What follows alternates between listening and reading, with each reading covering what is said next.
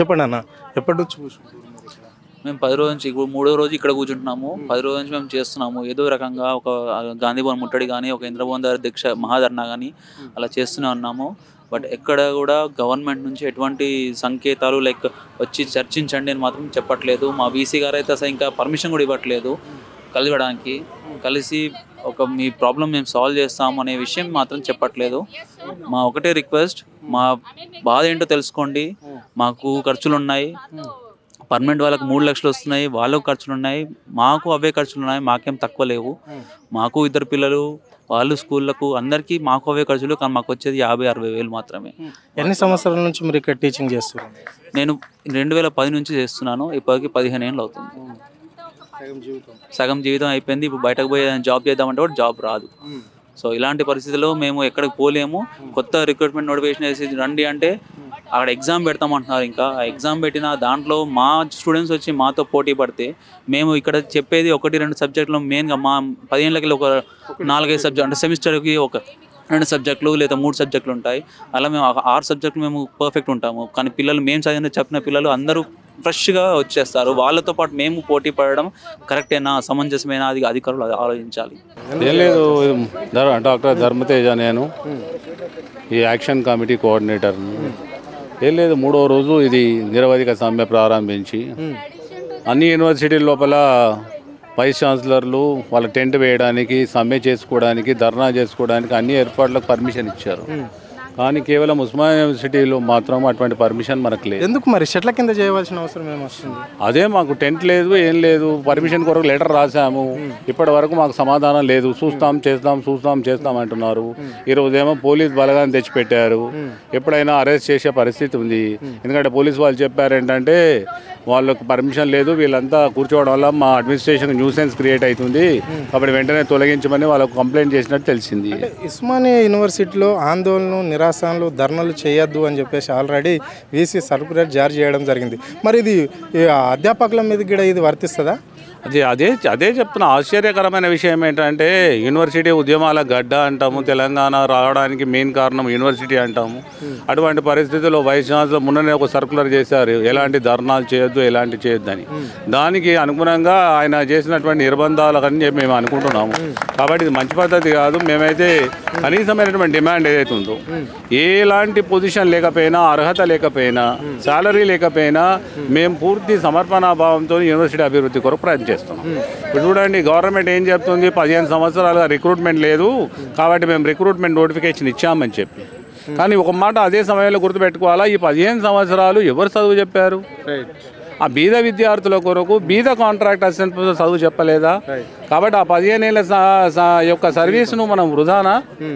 కనీసం మానవతా దృక్పథంతో ఆలోచించండి. మీకు రిక్రూట్మెంట్ వ్యతిరేకం కాదు సార్. ఆల్రెడీ ఇక్కడ గవర్నమెంట్ అధికారంలోకి వచ్చిన క్షణమే మిమ్మల్ని పర్మనెంట్ చేస్తాము, మిమ్మల్ని తీసేసుకుంటాము, కాంట్రాక్ట్ వ్యవస్థ అనేది ఉండదు అని చెప్పేసి కాంగ్రెస్ పార్టీ మేనిఫెస్టోలో చెప్పడం జరిగింది. మరి అది ఎంతవరకు ఇంప్లిమెంట్ అయింది? మళ్ళీ ఈరోజు కొత్తగా ఎత్తుకోవడం ఏంటి? ఇప్పుడు కాంగ్రెస్ పార్టీ మేనిఫెస్టోలో పెట్టింది. అంతకుముందు కాంగ్రెస్ పార్టీ ప్రతిపక్షంలో ఉన్నప్పుడు శ్రీధర బాబు, భట్టి విక్రమార్క గారు, సీతక్క గారు అసెంబ్లీ సాక్షిగా కామన్ రిక్రూట్మెంట్ బోర్డు వచ్చిన సందర్భంలో, చర్చకు వచ్చిన సందర్భంలో అప్పుడు చెప్పారు, ఫస్ట్ మీరు వీళ్ళని రెగ్యులరైజ్ చేయండి, తర్వాత మీరు రిక్రూట్మెంట్ చేయండి అని చెప్పారు. కాబట్టి అలా చేయకుండా అలా అధికారంలో వచ్చిన తర్వాత ఒక మాట, అధికారం లేనప్పుడు ఒక మాట, అది మంచి పద్ధతి కాదు. కాబట్టి మేము డిమాండ్ చేస్తున్నాం, ఇప్పటికైనా సమయం అయిపోలేదు. ఇప్పుడు ముఖ్యమంత్రి గారు రేపు ఎల్లుండి వస్తారు జపాన్ నుంచి. కాబట్టి వెంటనే ఆ లోపల వీళ్ళు గవర్నమెంట్ అన్ని ఏర్పాటు చేసి వీలైనంత త్వరగా విద్యార్థుల యొక్క చదువును దృష్టిలో పెట్టుకొని, ఇప్పుడు ఇవాళ విద్యార్థులు చదువు చెప్పేది కేవలం యూనివర్సిటీ అసిస్టెంట్ ప్రొఫెసర్ కాంట్రాక్ట్ మాత్రమే. రెగ్యులర్ టీచర్లు వాళ్ళంతా అడ్మినిస్ట్రేటివ్ పోస్టులలో ఉంటారు. చదువు చెప్పేది మెంటరింగ్ సిస్టమ్ ఉంది కదా, మెంటరింగ్ సిస్టమ్ అదంతా కాంట్రాక్ట్ అసిస్టెంట్ పోస్టులు. ఇవాళ మొత్తం కాంట్రాక్ట్ అసిస్టెంట్ ప్రొఫెసర్ స్ట్రైక్లో కూర్చున్న వల్ల విద్యార్థుల చదువుకు చాలా పెద్ద మొత్తంలో దెబ్బతింటుంది. కాబట్టి ప్రభుత్వం విద్యార్థులైనా దృష్టిలో పెట్టుకొని మా సమస్యను త్వరగా పరిష్కరించండి, మేము వెంటనే మా విధుల్లో చేరుతామని చెప్పి తెలియజేస్తున్నాం. కాబట్టి దయచేసి వీలైనంత త్వరగా మా సమస్య పరిష్కారం తెలపండి. అంతే. ఒకవేళ రెగ్యులరైజ్ కాలయాపన కోరుకుంటే కనీసం బేసిక్ డిహెచ్ఆర్ఏ కొడుకున్నటువంటి 3% యాన్యువల్ ఇంక్రిమెంట్, ఉద్యోగ భద్రత కల్పించండి, భద్రత సెక్యూరిటీ, దాని తర్వాత మీరు రిక్రూట్మెంట్ అనేది మా డిమాండ్. ఇది పరిస్థితి. అంటే యూనివర్సిటీ ముందు అంటే ప్రతి యూనివర్సిటీలో మాత్రం ఒక టెంట్ వేసుకొని నిరాదీక్ష సమ్మె చేయడానికి అవకాశం ఇస్తే మాత్రము ఇక్కడ ఓయూలో మాత్రం అలాంటి పరిస్థితి కనిపించలేదు అని చెప్పేసి ఇక్కడ ప్రొఫెసర్లు చెప్పడం అనేది అయితే జరుగుతుంది. సో మరి ఇంకా కొంతమంది ఉన్నారు, వాళ్ళని కూడా అడిగి తెలుసుకునే ప్రయత్నం అయితే చేద్దాం. చెప్పండి అన్న, ఏంది మరి ఇక్కడ చెట్ల కింద కూర్చోవడం ఏంటి? ఇక్కడ నుంచి గత 25-30 సంవత్సరాల నుంచి 13 యూనివర్సిటీస్లలో మేము ఇక్కడ పనిచేస్తున్నాము. ఇక్కడ పనిచేస్తున్న చాలామంది యూనివర్సిటీస్కి గ్రేడ్స్ వస్తున్నాయంటే మాత్రం ఇక్కడ ఈ రోడ్ల మీద చెట్ల కింద కూర్చున్న అధ్యాపకులే కారణం. దీన్ని మాత్రం యూనివర్సిటీ అధికారులు మర్చిపోతున్నారు. వాళ్ళ కళ్ళ ముందర చూస్తున్న అధికారులు ఇక్కడ వైస్ ఛాన్సలర్, రిజిస్ట్రార్లు, కానీ ఇక్కడ ఏం జరుగుతున్నది మాత్రం వాళ్ళు కళ్ళు కనపడకుండా ఉంటున్నారు. ఈరోజు ఇట్లా ఉండి ఈరోజు ఈ పొజిషన్ నుండి ఈ పదవులు వచ్చినాయి అంటే బికాజ్ ఆఫ్ ఈ చెట్ల కింద కూర్చున్న ప్రొఫెసర్స్ కారణం. మరి మీరు ఇట్లా ఒక ఉపాధ్యాయులుగా ఉండి, ఒక లెక్చరర్గా ఉండి మీరు ఇట్లా చేస్తుంటే మరి విద్యార్థుల చదువు ఏం కావాలి ఏంటి? వాళ్ళు ఇప్పుడు ఎగ్జామ్స్ టైం కదా. ఈ రోజు విద్యార్థులకి ఎందుకంటే యాక్చువల్గా రిక్రూట్మెంట్ ఇంత గ్యాప్ ఉండకూడదు. 2007లో రిక్రూట్మెంట్ అయింది, తర్వాత ఒకసారి 13 అయిన తర్వాత అప్పటి నుంచి ఇప్పటి వరకు రిక్రూట్మెంటే జరగలేదు. అయితే ఇక్కడ వాళ్ళకంటే ఇక్కడ ఉండేది మరి అధికారులు అనుకుంటున్నారో లేకపోతే ప్రభుత్వం అనుకుంటుందో, ఇక్కడ మనకు ఒకవేళ వీళ్ళకు రిక్రూట్మెంట్ వేస్తే యూనివర్సిటీలు బలోపేతం అవుతాయి, యూనివర్సిటీస్ క్వశ్చన్ చేస్తాయి. మరి అది క్వశ్చన్ చేయకూడదు ఇక్కడ అనేది వాళ్ళ ఆలోచన ధోరణి ఉందో ఏమో. ఈరోజు అన్ని 13 యూనివర్సిటీస్ క్లాసెస్ కావట్లేదు, స్టూడెంట్స్ కూడా రోడ్లపైకి వచ్చిండ్రు, విద్యార్థులు కూడా అధిక సంఖ్యలో సార్ మేము కూడా మీకు సపోర్ట్ చేస్తామని వాళ్ళు అధిక సంఖ్యలో రావడానికి ఉన్నారు. మేమే ఆపుతున్నాం. ఒకవేళ మా ఉద్యమాన్ని ఇప్పటికే ఒకవేళ విద్యార్థులే మాకు తోడైందంటే మాత్రం ఖచ్చితంగా ఈ ఉద్యమం మరో తెలంగాణ ఉద్యమం అవుతుంది, దాంట్లో సందేహమే లేదు. Okay sir, right. ఇంకా కొంతమంది ఉన్నారు, మరి వాళ్ళని కూడా అడిగి తెలుసుకునే ప్రయత్నం అయితే మనం చేద్దాం. మేడం చెప్పండి మేడం, ఏంటి మేడం మీ పరిస్థితి ఏంటి? ఇంత ఎండలో కూర్చొని ఇట్లా చేయడం ఏంటి? అంటే టెంట్ లేదు ఇక్కడ, తాగడానికి మంచి నీళ్ళుగా లేవు. అవును అంటే అకాడమిషియన్స్కి the most important is the self respect కదా. సరే, మీ టెక్నికల్ పాయింట్స్ అన్నీ మిగిలిన మా మెంబర్స్ అందరు మీతో మాట్లాడినట్టున్నారు కదా. సో ఆ సెల్ఫ్ రెస్పెక్ట్ కోసం అనండి, సెల్ఫ్ వర్త్ కోసం అనండి, ఒక సెల్ఫ్ ఎస్టీమ్ గురించి కానీ ఇప్పుడు మాట్లాడాల్సిన అవసరం మాత్రం మాకు చాలా ఉంది. ఎందుకంటే ఒక్కొక్కరం ఇక్కడ almost more than 10 years, 15 years, 20 years నుంచి కూడా వర్క్ చేస్తున్న అసిస్టెంట్ ప్రొఫెసర్స్ ఉన్నారు. డిఫరెంట్ క్వాలిఫికేషన్స్ ఉన్నాయి, వాళ్ళ స్కిల్స్ వాళ్ళకు ఉన్నాయి. ఎన్నో రంగాలలో వాళ్ళు అంటే ఎన్నో ఫీల్డ్స్లలో వాళ్ళు ప్రూవ్ చేసుకున్న వాళ్ళు కూడా ఉన్నారు. అంటే ఒక రకంగా అన్రికగ్నైజ్డ్ అయిపోతున్నాం మేము. అంటే మాకున్న స్కిల్స్ని, మాకున్న క్వాలిఫికేషన్స్ని కానీ, మాకున్న ఒక ఆస్పిరేషన్స్ ఏవో ఉంటాయి కదా, అవన్నీ మీకు ఉపయోగించుకోలేకపోతున్నాము. సరే, ఫైనాన్షియల్ అట్లాంటిది అనండి, డిస్క్రిమినేషన్కి లోన్ అవ్వడం అనండి, ఇంకా వాటితో ఇన్ అడిషన్ ఇప్పుడు రాబోతున్న రిక్రూట్మెంట్ అనండి. ఇప్పుడు ఈ రిక్రూట్మెంట్లో మా రోల్ ఏంటి అసలు? రైట్, మాకేమన్నా అసలు మమ్మల్ని ఎట్లా రికగ్నైజ్ చేస్తున్నారు? అసలు కాంగ్రెస్ పార్టీ అధికారంలోకి రాకముందు మీకు అసిస్టెంట్ ప్రొఫెసర్లకు కావచ్చు, కాంట్రాక్ట్ అవుట్ సోర్సింగ్ ఎంప్లాయీస్కి అందరినీ పర్మనెంట్ చేస్తాము విశ్వవిద్యాలయాలలో అని చెప్పింది. ఇప్పటికి 16 నెలలు అవుతుంది. మరి ఆ ముచ్చట ఏం పోయింది? మళ్ళీ పర్మనెంట్ టీచర్లను తీసుకొచ్చి, లెక్చరర్లను తీసుకొచ్చి పెడతామంటున్నారు, అది ఓ జీవో తెస్తున్నారు. దీన్ని ఎట్లా చూస్తారు మరి మీరు? అంటే అన్నిటికన్నా ఎక్కువ కన్ఫ్యూజింగ్ అదే ఉంది మాకు. అంటే ఇందులో ఎవరికో ఒకరికి బెనిఫిట్ అవుతుంది కావచ్చు కదా. ఆ బెనిఫిట్ అవ్వడాన్ని, రిక్రూట్మెంట్ ప్రాసెస్ని మేము అస్సలు నెగెట్ చేస్తలేం. Because end of the day మాకు యూనివర్సిటీస్ ప్రోగ్రెస్ అవుతానే కదా మేమందరం ప్రోగ్రెస్ అవుతాం end of the day. So దానికి మేము ఎక్కడ కూడా వ్యతిరేకంగా లేము. But what is our status?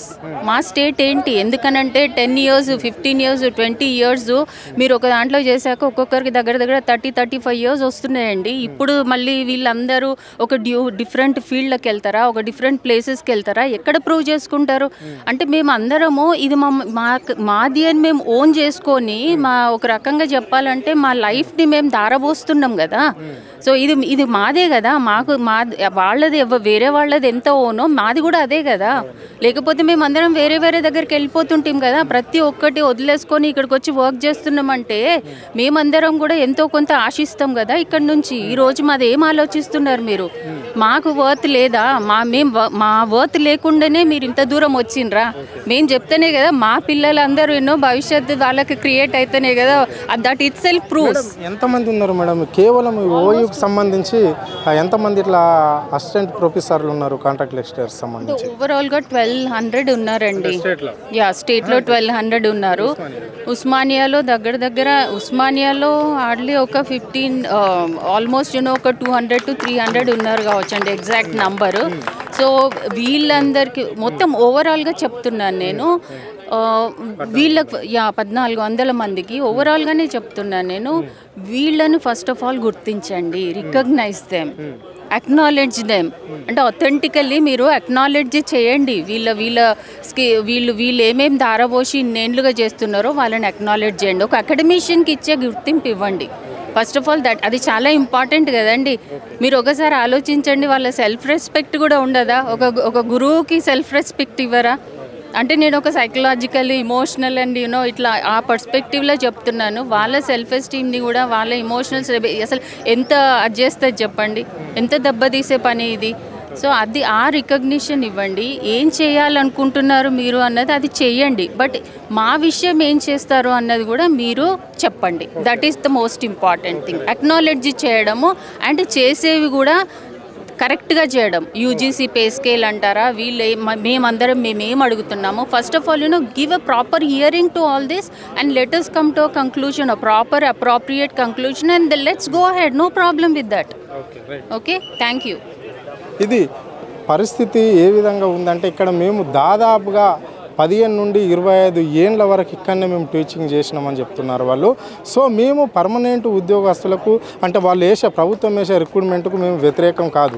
మా పరిస్థితి ఏంటి, కాంగ్రెస్ పార్టీ ఎన్నికల మేనిఫెస్టోలో మమ్మల్ని పర్మనెంట్ చేస్తాము అని చెప్పారు.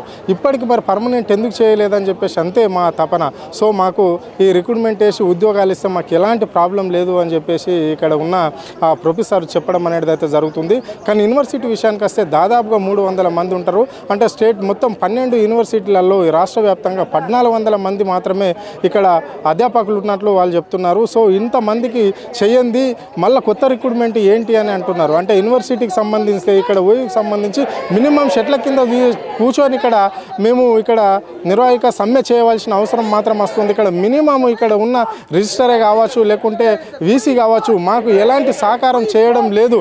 అంటే మమ్మల్ని ఒక చాలా చిన్న చూపుగా చూస్తున్నారు. అంటే ఎంతోమంది విద్యార్థులను వాళ్ళకంటే పర్మనెంట్ లెక్చరర్ల కంటే మేము ఎన్నో విద్యాబుద్ధులు చెప్పి ఎంతో అభివృద్ధి చేసినాము. అలాంటి యూనివర్సిటీలో మాకు ఇంత అన్యాయం చేస్తున్నది ఇక్కడ ఉన్న ఈసీ అని చెప్పేసి వాళ్ళు ఆవేదన వ్యక్తం చేస్తున్నారు. ప్రభుత్వం దృష్టికి పోయి మాలాంటి వాళ్ళను చూడాలి, మాకు రెగ్యులేషన్ చేయాలి అని చెప్పేసి వాళ్ళు కోరుకోవడం అనేది అయితే జరుగుతుంది. మినిమం ఈరోజు టెంట్ అడిగినందుకు మాత్రం ఇక్కడ పోలీస్ వ్యాను తీసుకొచ్చి పెట్టడం జరిగింది. అంటే మేము ఏమాత్రం అల్లరి చేసినా మమ్మల్ని లేపకపోవడమే ఈ ప్రభుత్వం చేస్తున్న ప్రయత్నము అని చెప్పేసి వాళ్ళు అరెస్ట్ చేయడానికి వాళ్ళు చూస్తున్నారు అని చెప్పేసి ఇక్కడ అధ్యాపకులు చెప్పడం అనేది జరుగుతుంది.